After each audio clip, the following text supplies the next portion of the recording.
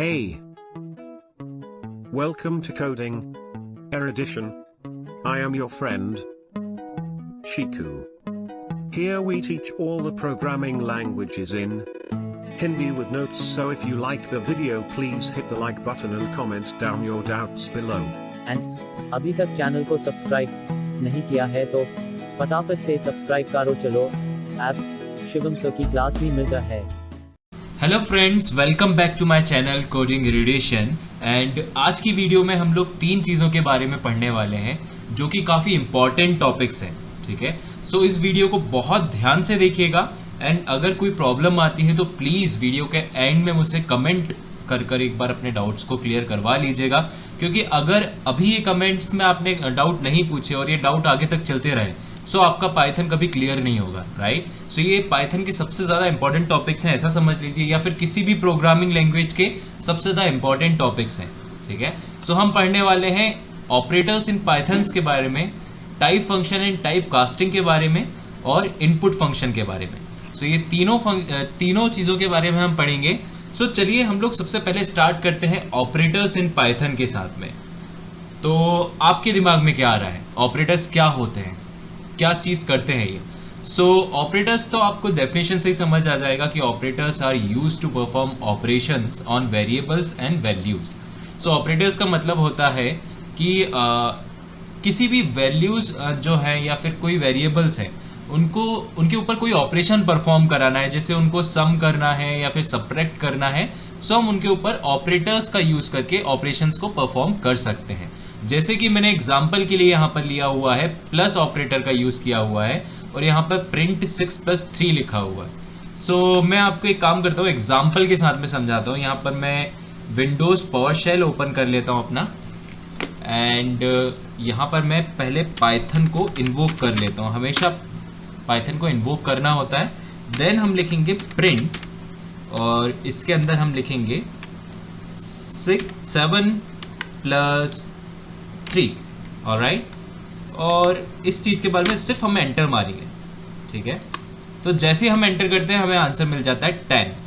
ठीक है, सो यहाँ मैंने क्या किया, यहाँ मैंने प्रिंट फंक्शन प्लस ऑपरेटर का यूज़ करके यहाँ 2 वैल्यूज़ को 7 और 3 जो है, इन 2 वैल्यूज़ को ऐड करवा दिया। यहाँ पर मैंने उन दोनों का सम कर दिया और इस पूरे को एवेल्यूएट करके उसे प्रिंट करवा दिया, जो कि यहाँ पर आंसर मुझे मिल गया है 10। सो इसी तरीके से हम लोग ऑपरेटर्स का यूज़ करते हैं पाइथन के अंदर। सो वैसे तो पाइथन में काफ़ी तरीके के ऑपरेटर होते हैं, बट मेनली जो सबसे ज़्यादा यूज़ होने वाले ऑपरेटर्स होते हैं वो हैं arithmetic operator, assignment operators, comparison operator और लॉजिकल ऑपरेटर। चलिए एक काम करते हैं, आपको एक एक करके सारे ऑपरेटर्स को अच्छे से समझा देता हूँ मैं। तो इसके लिए मैं क्या करूँगा, सबसे पहले अपने फोल्डर पर जाऊँगा, यहाँ पर मैं अपना VS कोड ओपन कर लेता हूँ और VS कोड में एक काम करते हैं, हम लोग एक अलग से फाइल बना लेते हैं और उस फाइल का नाम रखते हैं operators.py।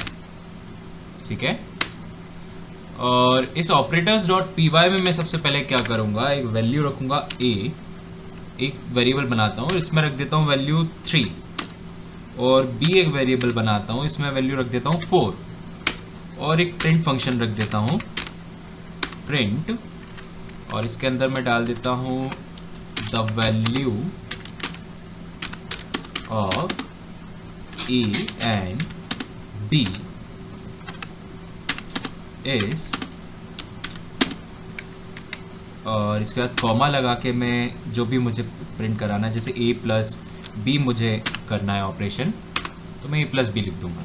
ठीक है, सो यहाँ पर देखिए प्रिंट फंक्शन के अंदर अगर हम डबल कोट्स के अंदर कोई चीज़ लिखते हैं तो वो एज इट इज़ जो है वो प्रिंट हो जाती है एज अ स्ट्रिंग, बट एक कॉमा लगाने के बाद हम लोग जो है किसी भी ऑपरेटर्स का यूज़ कर सकते हैं, किसी भी चीज़ को हम डायरेक्टली प्रिंट करवा सकते हैं।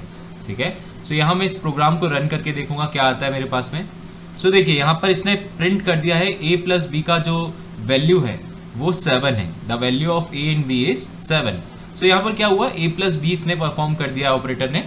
सो ये एक अरिथमेटिक ऑपरेटर है, प्लस जो है वो एक अरिथमेटिक ऑपरेटर है तो एक काम करते हैं, मैं आपके सहूलियत के लिए एक काम करता हूँ, यहाँ पर लिख देता हूँ अरिथमेटिक ऑपरेटर्स। सबको एक एक करके मैं समझा देता हूँ। अरिथमेटिक ऑपरेटर्स, इस प्रिंट फंक्शन को मैं कमेंट आउट कर देता हूँ।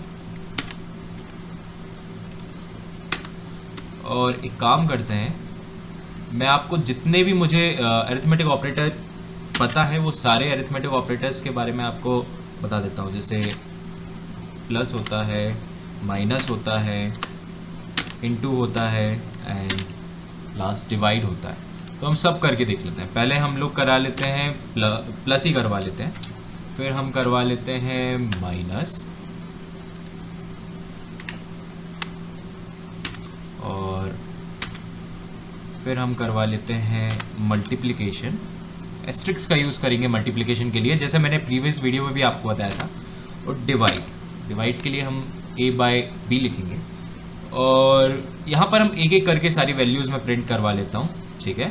सो अभी के लिए हम इन सब को कमेंट आउट कर देते हैं और सिर्फ a प्लस b को हम जो है यहाँ पर प्रिंट करवाते हैं, ठीक है। देखिए a प्लस b 7 बता दिया है, एंड यहाँ मैं माइनस b भी करके देख लेता हूँ। सो यहाँ पर क्या हुआ है कि इस लाइन में मैंने एक्स्ट्रा स्पेस लगा दिया, तो देखिए यहाँ पर -1 आ गया है। इसी तरीके से मैं सारा हटा देता हूँ। अब हम इसको प्रिंट करवा के देखते हैं, तो सारी वैल्यूज़ आपको एक साथ दिख जाएंगी। सो सी 3 + 4 यहाँ पर उसने 7 बता दिया है, 3 - 4 इसने यहाँ पर बता दिया -1 होगा। वैसे ही 3 × 2 करेंगे तो हो जाएगा 12, और 3 डिवाइडेड बाय 4 हम लोग करेंगे तो 0.75 आ जाएगा, ठीक है।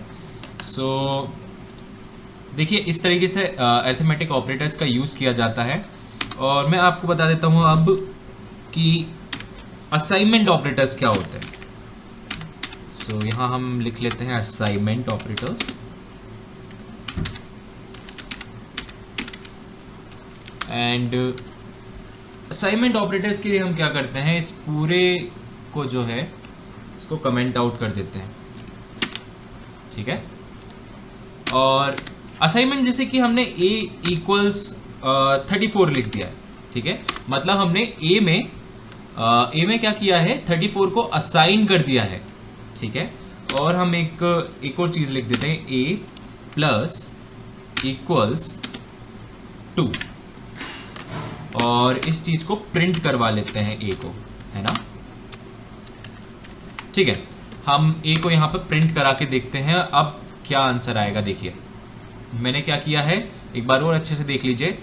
a में 34 को असाइन कर लिया है, और उसके बाद में a + = 2 लिखा हुआ है, और फिर मैं a को प्रिंट करवा रहा हूँ। आप कमेंट सेक्शन में बताइएगा इसका आंसर क्या आएगा।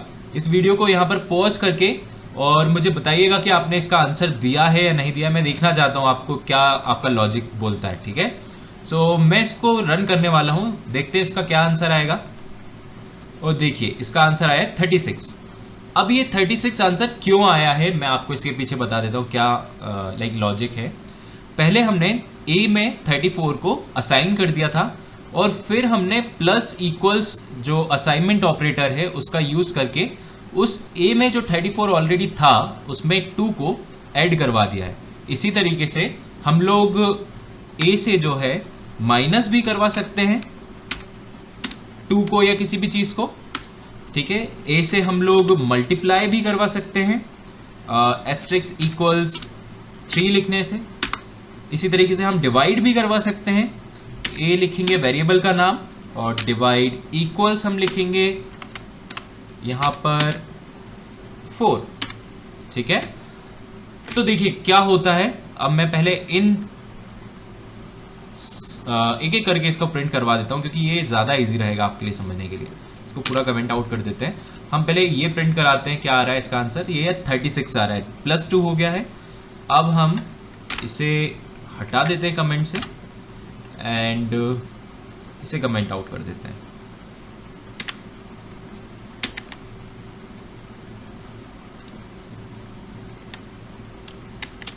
ठीक है, अब देखते हैं a माइनस इक्वल्स 2 करते हैं तब क्या आंसर आता है, तो वो 32 आ गया है। 34 minus 2 is 34।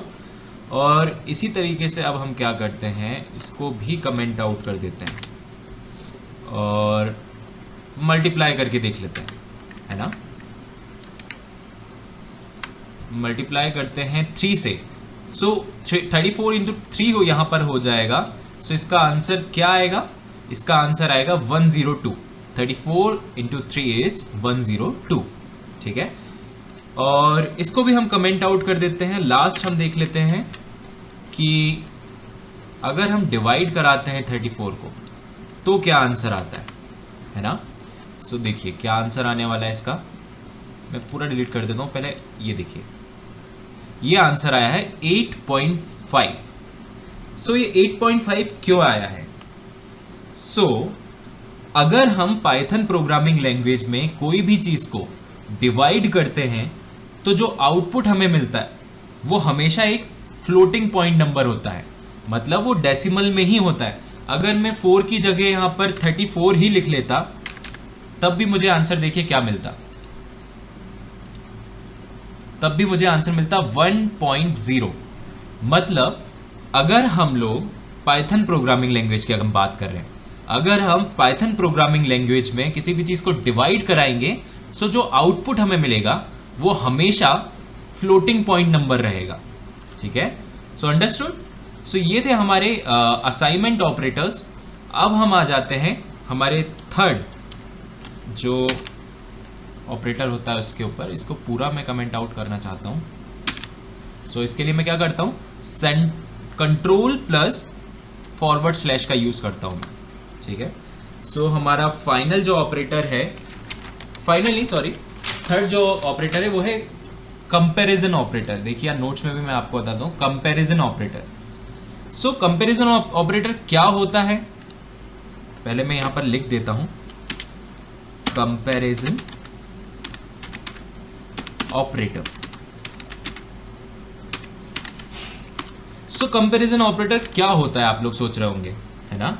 So comparison operator क्या करता है, किन्हीं दो एंटिटीज को कंपेयर करता है और हमें बताते हैं कि क्या ये सच है या फिर फॉल्स है।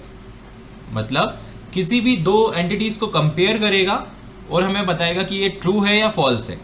सो इसके एग्जांपल के लिए मैं एक यहाँ पर वेरिएबल बना लेता हूँ b इक्वल्स टू मैं रख लेता हूँ ब्रैकेट्स के अंदर 5 इज ग्रेटर देन 2, ठीक है। और मैं यहाँ पर b को प्रिंट कर लेता हूँ।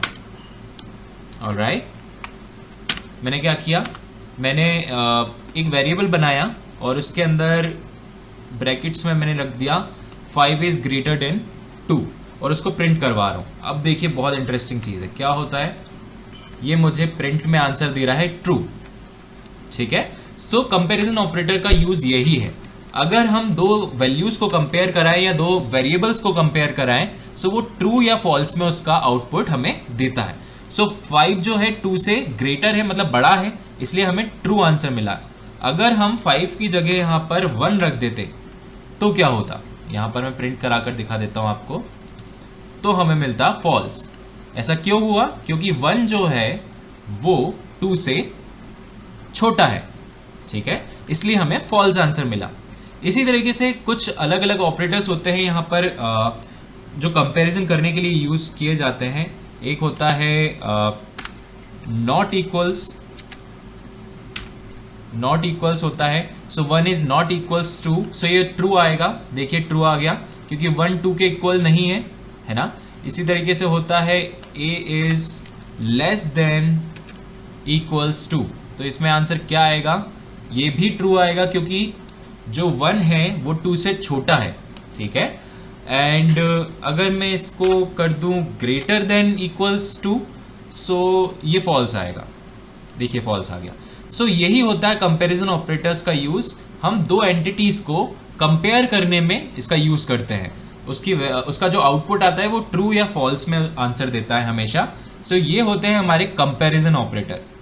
तो आपको इतना समझ आया, और अगर कहीं भी डाउट जा रहा है सो प्लीज़ मुझे कमेंट सेक्शन में इस वीडियो की टाइमलाइन मेंशन करके आप मुझे बताइएगा कि आपको कहाँ पर डाउट गया है। आप डायरेक्टली पूछ सकते हैं मुझसे, मैं आपके मेल पर भी आंसर दे दूंगा अगर आपको वहाँ आंसर नहीं चाहिए तो। सो डाउट करके भी अगर आप कमेंट करेंगे सो मैं आपको उसका आंसर पक्का दूंगा, ठीक है। सो अब हम आ जाते हैं हमारे फाइनल जो ऑपरेटर है हमारा, वो है लॉजिकल ऑपरेटर्स, ठीक है। सो अब लॉजिकल ऑपरेटर्स क्या है, तो इनमें एंड आता है, और आता है, नॉट आता है। तो लॉजिकल ऑपरेटर्स जो होते हैं वो बुलियंस पे ऑपरेट करते हैं, ठीक है, हमेशा बुलियंस के ऊपर ऑपरेट करते हैं। चलो एक काम करते हैं, मैं आपको इसके एग्जाम्पल के साथ में ही आपको इसका समझाता हूँ। तो यहाँ पर हम बना लेते हैं लॉजिकल ऑपरेटर, ठीक है। लॉजिकल ऑपरेटर लिख लेते हैं पहले यहाँ पर, लॉजिकल ऑपरेटर्स।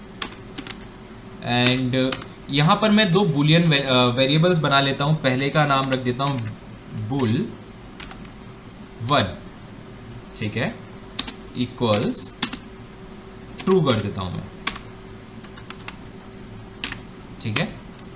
और एक बुलियन वैल्यू बना लेता हूँ, वेरिएबल बना लेता हूँ मैं बुल 2, और इसके इक्वल्स में मैं रख देता हूँ फॉल्स, ठीक है। और अब मैं प्रिंट करवाता हूँ प्रिंट, और इसके अंदर लिखता हूँ मैं the value of A and B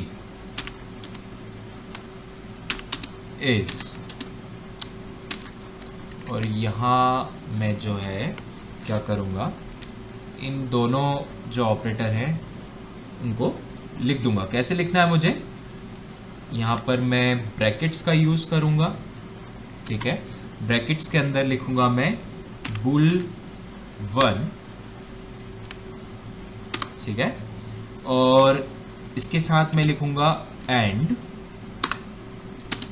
bull 2, ठीक है। ये हम एंड ऑपरेटर का यहाँ पे यूज़ करने वाले हैं, ऑलराइट। सो यहाँ क्या किया मैंने, लॉजिकल ऑपरेटर्स हम लोग पढ़ रहे हैं जिसमें एंड और नॉट होता है। सो सबसे पहला एग्जांपल मैं आपको बता रहा हूँ एंड ऑपरेटर का।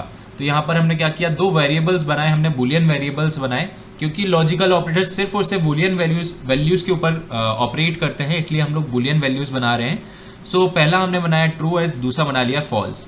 और अब क्या कर रहे हैं हम लोग, जैसा मैंने आपको पहले भी बताया था, डबल कोट्स के अंदर जो भी चीज़ हम लिखते हैं वो एज इट इज़ प्रिंट हो जाती है, और उसके बाद हम लोग कोई भी ऑपरेशन परफॉर्म करवा सकते हैं एक सिर्फ और सिर्फ कॉमा लगाकर, ठीक है। सो यहाँ पर मैंने लिख दिया है ब्रैकेट्स के अंदर बुल 1 जो हमारा पहला वेरिएबल है उसका नाम, और एंड लिख दिया है, एक ऑपरेटर यूज़ कर रहे हैं एंड, और बुल 2 लिख दिया है, ठीक है। और अब हम इसको प्रिंट करवा के देखते हैं क्या आंसर आता है। तो देखिए इसका आंसर है false. So the value of A and B is false. So ये क्यों हुआ ऐसा, और इसके बारे में मैं आगे बताऊंगा, पर पहले मैं एक काम करता हूं, आपको तीनों जो भी लॉजिकल ऑपरेटर्स मुझे पता है उनके बारे में आपको बता देता हूं, ठीक है। सो यहाँ पर हम तीनों ऑपरेटर्स को ले लेते हैं।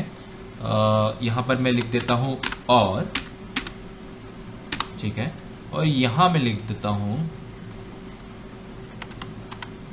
Not, okay. और यहाँ मैं चेंज कर देता हूँ ए नॉट बी, और यहाँ मैं चेंज कर देता हूँ और, ठीक है। अब देखते हैं हमें क्या आंसर आता है, इसको रन करवाते हैं। पहले पूरा क्लियर कर देता हूँ मैं अपना जो टर्मिनल है उसको, और हम रन करा के देखते हैं तो क्या हो रहा है। सो यहाँ पर मैंने एक सिंटेक्स एरर कर दिया है, क्योंकि नॉट जो ऑपरेटर है उसमें दो वैल्यूज़ मैं नहीं ले सकता, तो सिर्फ और सिर्फ हम नॉट बुल 1 लेंगे, ठीक है,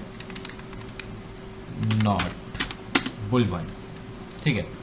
एंड अब हम प्रिंट करा के देखते हैं।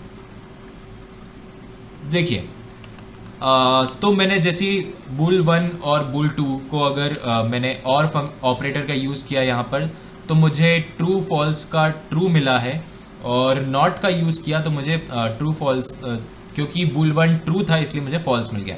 सो अगर आपने बुलियन अलजेब्रा नहीं पढ़ा है तो मैं आपको बताना चाहूँगा, आप ज़्यादा लोड मत लीजिएगा इस टॉपिक पे, क्योंकि इफ़ एल्स जब हम पढ़ेंगे तभी भी हम इस टॉपिक को फिर से पढ़ेंगे और मैं आपको वापस से इस टॉपिक को पढ़ाने वाला हूँ, बुलियन अलजेब्रा और जो बुलियन वेरिएबल्स होते हैं इन चीज़ों के बारे में, ठीक है।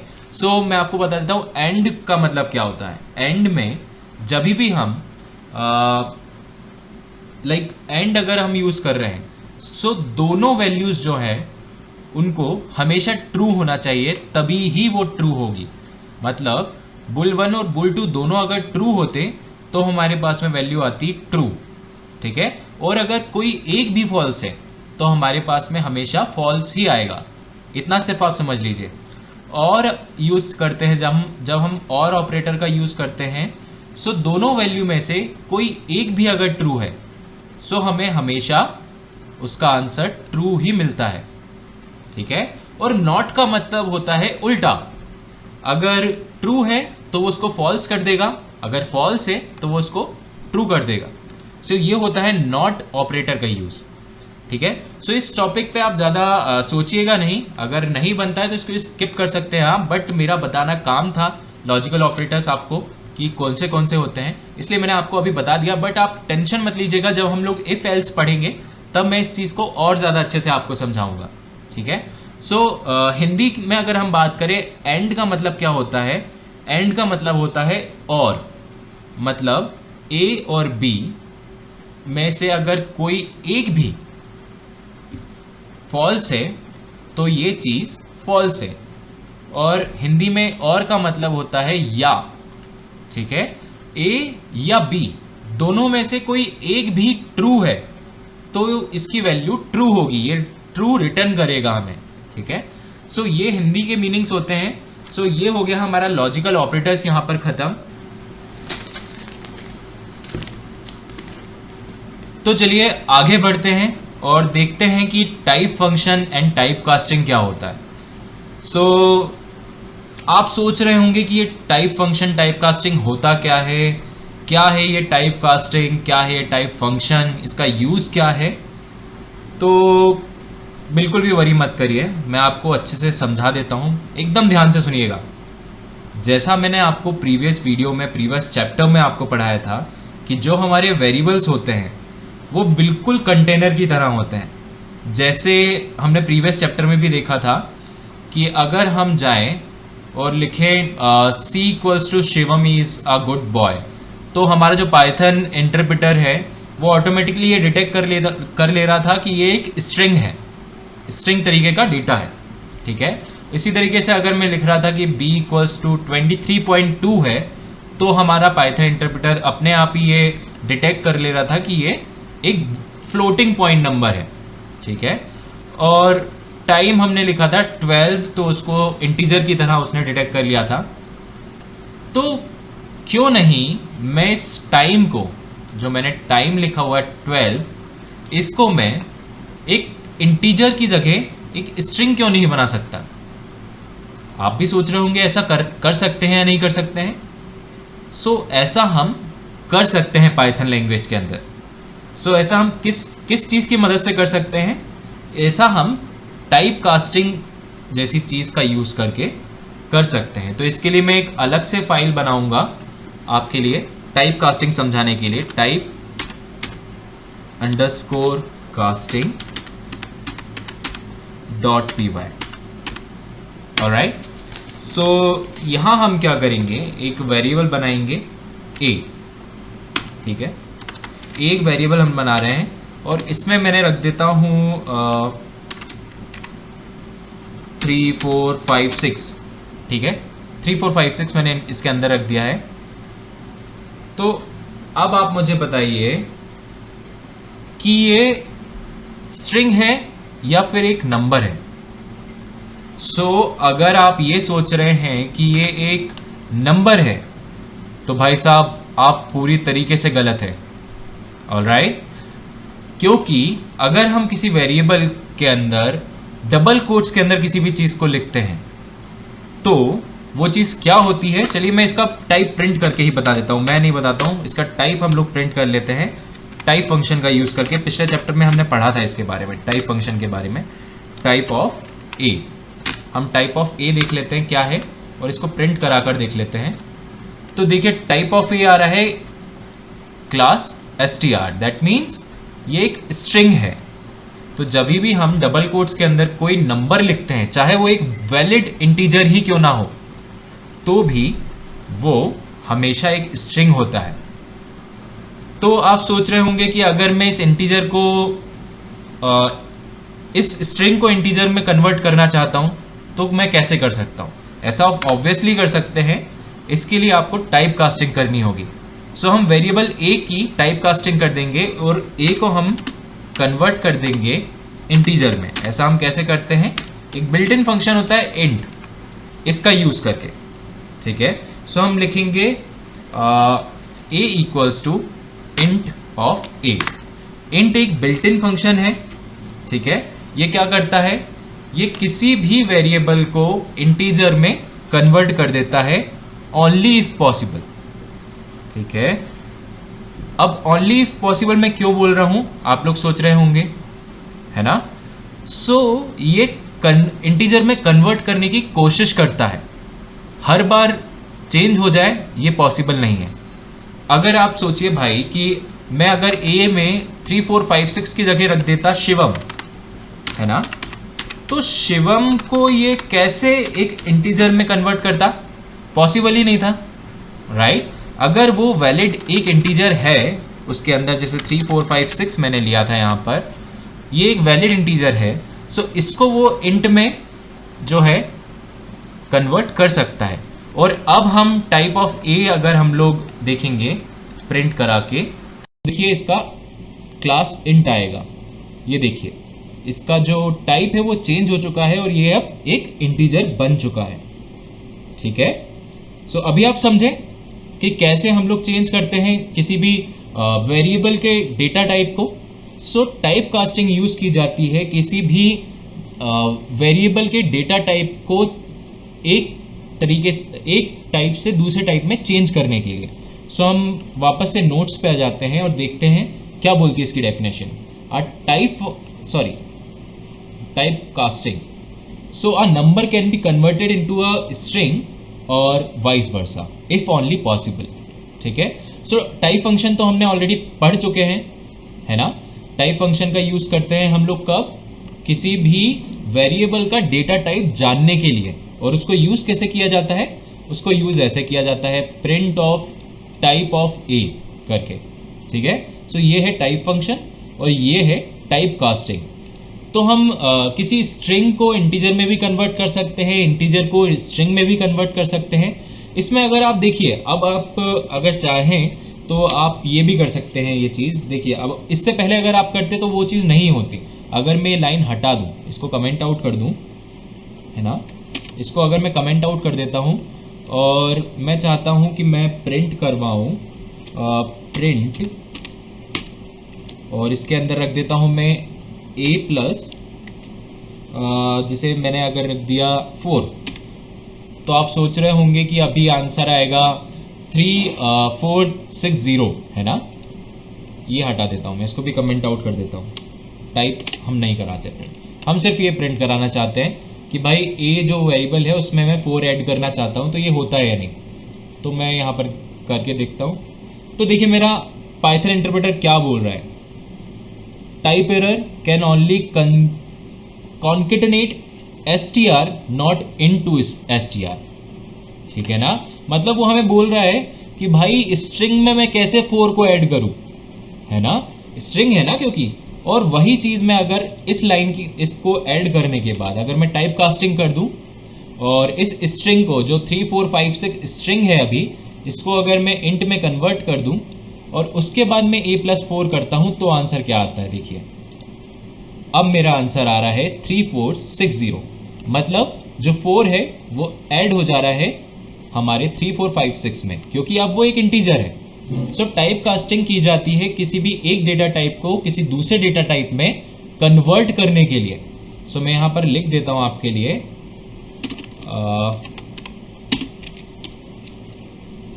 यहाँ पर मेंशन कर देता हूँ, इट कन्वर्ट्स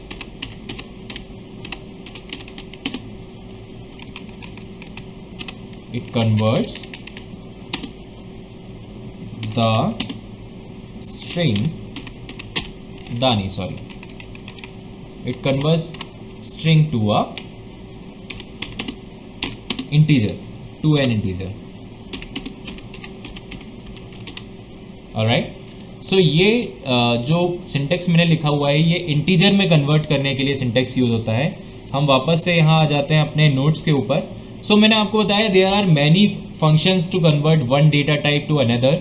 जैसे कि हम लोगों को अगर इंटीजर से स्ट्रिंग में कन्वर्ट करना है सो हम str के अंदर 32 लिख देंगे। अगर हमें जैसे इंटीजर में कन्वर्ट करना है स्ट्रिंग को तो हम इस तरीके का यूज़ करेंगे सिंटेक्स, और फ्लोट को इस तरीके से हम कन्वर्ट कर सकते हैं। ठीक है, सो ये था हमारा type casting and type function. ठीक है, सो ये चीज़ें आपको क्लियर हो चुकी हैं। तो चलिए आगे बढ़ते हैं, और अभी हम लोग सबसे ज़्यादा इम्पॉर्टेंट चीज़ पढ़ने वाले हैं। बहुत इंटरेस्टिंग चीज़ है ये बहुत इंटरेस्टिंग टॉपिक है। ठीक है, अब हम पढ़ने वाले हैं इनपुट फंक्शन। ठीक है, तो ये बहुत इंटरेस्टिंग फंक्शन है इनपुट फंक्शन। इसके बारे में मैं अच्छे से बात करना चाहता हूँ आपके साथ। ठीक है, अच्छे से आपको ये समझाऊंगा कि इनपुट फंक्शन होता क्या है और इससे हम क्या कर सकते हैं। ठीक है, तो इसके लिए हम एक काम करते हैं, एक अलग से फाइल बना लेते हैं, input function input underscore function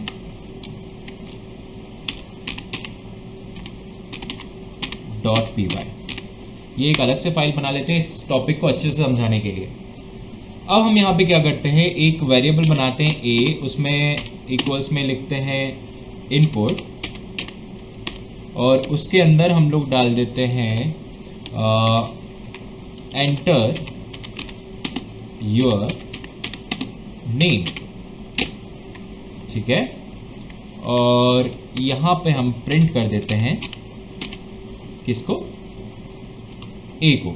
ठीक है, हम यहाँ पे a को प्रिंट भी कर देते हैं। तो देखिए इनपुट फंक्शन क्या करता है, इनपुट फंक्शन यूजर से, ठीक है, यूजर से डेटा को इनपुट लेता है, मतलब डेटा लेता है। ठीक है, जैसे यहाँ पर एक स्ट्रिंग लिखी आएगी एज इट इज, ये स्क्रीन पे लिखा आएगा एंटर योर नेम, और यूज़र अपना नाम लिखेगा और वो उसको प्रिंट, यहाँ पर हमने लिखी हुई एक लाइन प्रिंट है, तो वो उसे प्रिंट करवा देगा। एक बार मैं दिखा देता हूँ कैसे वर्क करता है। रन करते हैं इस फंक्शन को। देखिए उसने हमसे पूछा है एंटर योर नेम, तो मैं यहाँ लिखता हूँ शिवम। तो जैसे ही मैं यहाँ शिवम लिखता हूँ,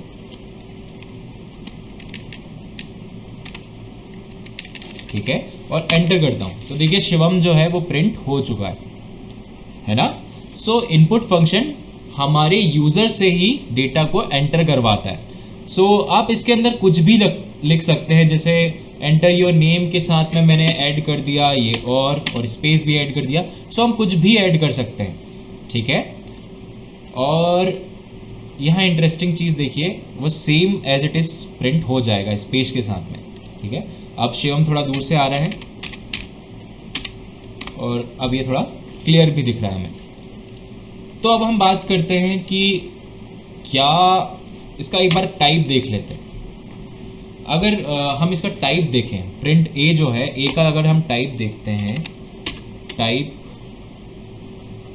ऑफ ए इज, प्रिंट कराना है हमें, इसी के अंदर करवा लेते हैं टाइप ऑफ ए, है ना। टाइप ऑफ ए हम देख लेते हैं क्या है। तो यहाँ मुझसे इसने पूछा एंटर योर नेम, मैंने इसको लिखा 34 लिख देते हैं, एक काम करते हैं, एक नंबर लिख देते हैं 34। तो इसने मुझे टाइप बताया है इस 34 का स्ट्रिंग। तो आप सोच रहे होंगे कि ये 34 तो एक इंटीजर है, बट ये प्रिंट जब हम करा रहे हैं टाइप को, इस ए के टाइप को, वेरिएबल जो है ए, इसके टाइप को जब हम प्रिंट करा रहे हैं तो ये स्ट्रिंग क्यों आ रहा है? हमने तो इंटीजर वैल्यू टाइप की थी। तो क्या होता है कि जो इनपुट फंक्शन होता है वो हमेशा, याद रखिएगा, हमेशा जो आउटपुट हमें देता है वो एक स्ट्रिंग देता है।